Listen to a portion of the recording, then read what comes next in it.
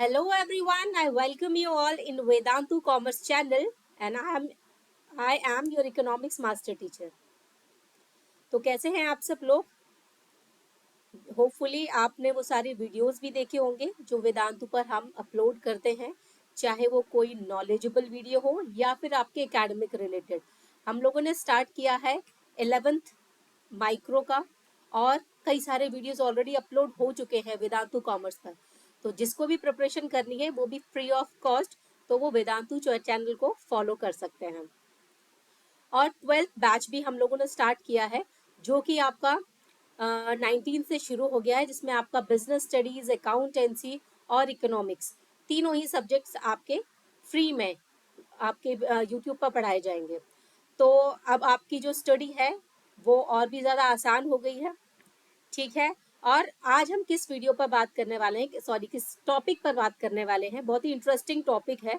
ठीक है। और ये इस पॉइंट ऑफ व्यू से भी है क्योंकि आप इकोनॉमिक्स के स्टूडेंट हैं, और अगर आप इकोनॉमिक्स के स्टूडेंट नहीं भी हैं तो भी आपको पता होना चाहिए कि नॉमिनल जीडीपी और पीपीपी यानी परचेजिंग पावर पैरिटी, ये दोनों चीज़ें क्या होती हैं। और जिनको ये पता है लेकिन उनको क्लियर नहीं है, दोनों में डिफरेंस मालूम नहीं है कि नॉमिनल जीडीपी में हम जीडीपी कैसे कैलकुलेट करते हैं और इन दोनों में डिफरेंस है क्या। ऑल्दो दोनों ही बातें आपको, चाहे नॉमिनल की कर लो या परचेजिंग पावर पैरिटी की, दोनों ही में बात बताई जाती है आपको जीडीपी को कैलकुलेट करने की, बट डिफरेंस तो है इसमें, तभी है मैं लेकर आई हूँ वीडियो। बट वो डिफरेंस क्या है, हर ये वर्ल्ड बैंक है, आईएमएफ है, ये आपका रिलीज करता है नॉमिनल जीडीपी, कंट्री वाइज करता है। पीपीपी यानी purchasing power parity, country wise ही हमेशा कैलकुलेट किया जाता है।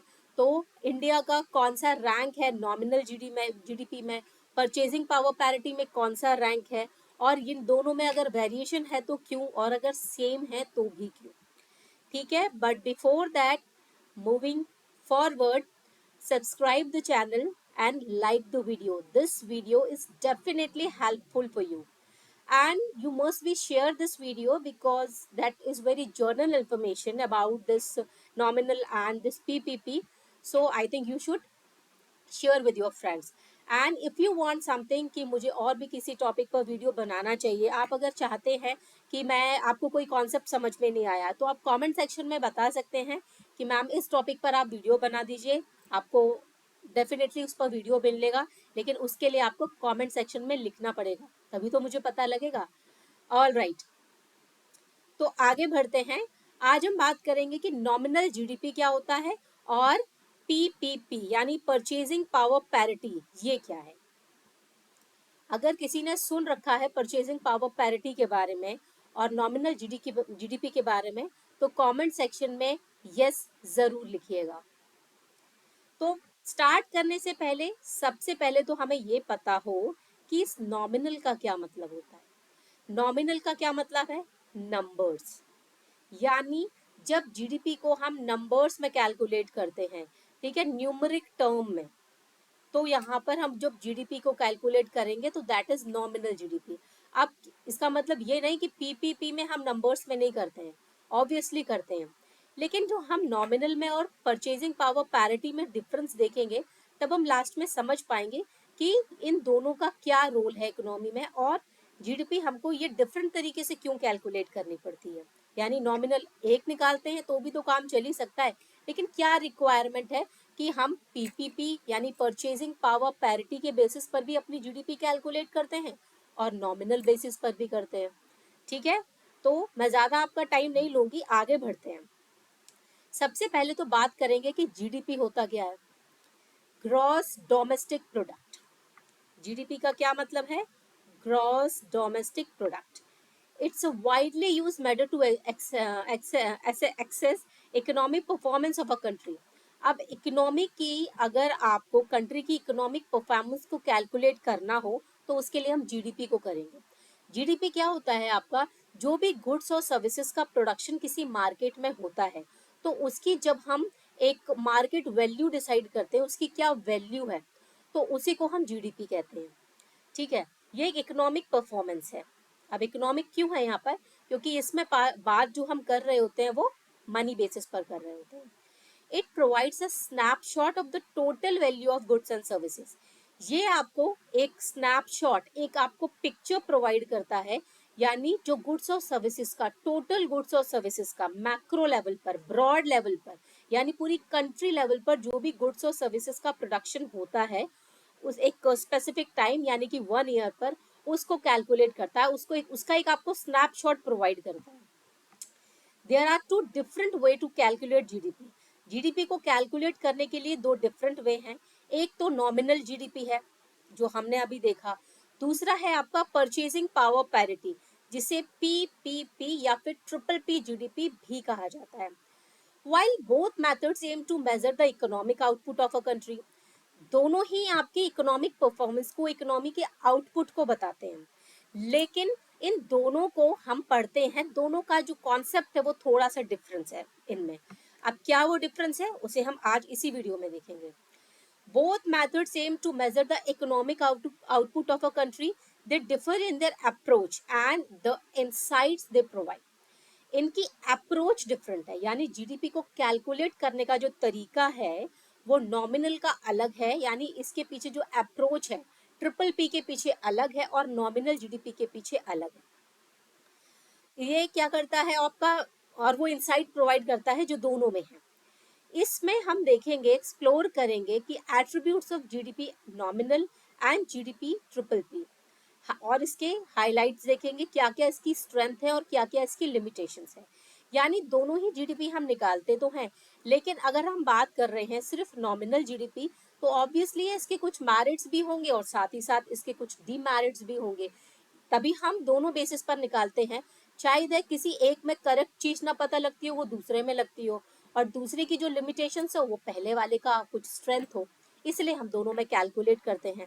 लेकिन वो स्ट्रेंथ या फिर लिमिटेशंस हैं क्या क्या, उन्हें हमको देखना पड़ेगा। तो फर्स्टली जो हम बात करेंगे वो करेंगे नॉमिनल जीडीपी की। यहाँ नॉमिनल जीडीपी से मतलब है current dollar GDP, measures the economic output of a country using the current market prices of goods and services। यानी हमने जो मार्केट में गुड्स और सर्विसेज का, सपोज एक्स और वाई गुड का प्रोडक्शन किया है हमने, ठीक है। अब ये प्रोडक्शन करने के बाद इसे हम मार्केट में जाते हैं बेचने के लिए, क्योंकि अल्टीमेटली प्रोडक्शन हम करते क्यों हैं, फॉर द सेलिंग पर्पस, ताकि कंज्यूमर उसको खरीदें और जो हमने उस पर कॉस्टिंग लगाई है, जो उसमें हमारा टैक्सेस है सब इंक्लूड करके प्रोड्यूसर को मिले, तो उससे उसका बेनिफिट हो, कंज्यूमर का सेटिस्फेक्शन फुलफिल हो, इसीलिए तो प्रोडक्शन किया जाता है। तो यहाँ पर market price of all goods and services को जब हम कैलकुलेट करते हैं, यानी प्रोडक्शन किया और उसको जब हम करते हैं मार्केट प्राइस पर कैलकुलेट, उसे हम बोलेंगे nominal GDP. It does not take into account the difference in the cost of the living or purchasing power between the countries। यानी इसमें हम उन चीजों को नहीं लेते हैं, यानी कि कितनी कॉस्टिंग लगी है। कॉस्ट में और प्राइस में आपको डिफरेंस पता होगा, नहीं पता है तो एक बार मैं बता देती हूँ।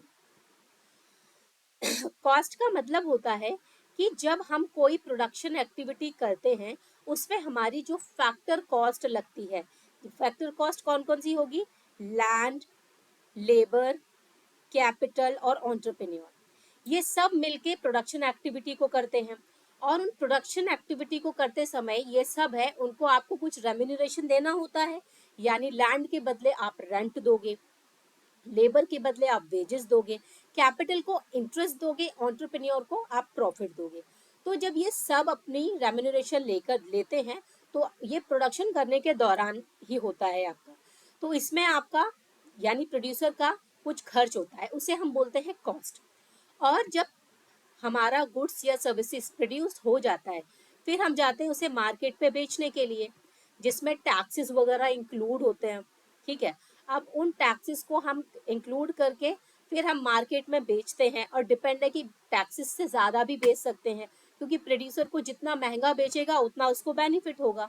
इट डिपेंड्स कि हम कौन से मार्केट में काम कर रहे हैं, मोनोपोली में कर रहे हैं, मोनोपोलिस्टिक में कर रहे हैं, या फिर परफेक्ट कंपटीशन में करते हैं। उसके अकॉर्डिंग हम अपने प्रोडक्ट की जो मार्केट वैल्यू होती है वो डिसाइड करते हैं। इंडस्ट्री डिसाइड करती है, कहीं पर आपकी इंडिविजुअल फर्म डिसाइड करती है।